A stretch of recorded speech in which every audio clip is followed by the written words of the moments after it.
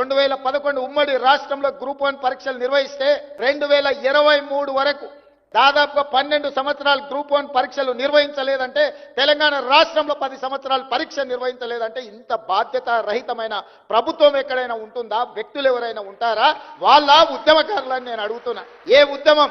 ఏ శ్రీకాంతాచారి, ఏ ఈశాన్ రెడ్డి, ఏ constable Kishtaiah, ఏ యాదయ్య, ఏ యాదిరెడ్డి ఎర్రకోట ముందల ఉరికొయ్యలకు వేలాడి సాధించిన తెలంగాణ స్ఫూర్తి ఎక్కడున్నది మీలో?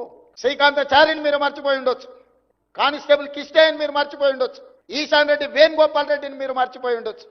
యాదయ్యను ఉస్మానియా యూనివర్సిటీ గేట్ల దగ్గర ఆనాడు పాలకులు నియంత్రిస్తే పెట్రోల్ పోసుకొని తగలబెట్టుకొని జై తెలంగాణ అని తెలంగాణ రాష్ట్రాన్ని సాధించింది వాళ్ళ కుటుంబ ప్రయోజనాల కోసం కాదు.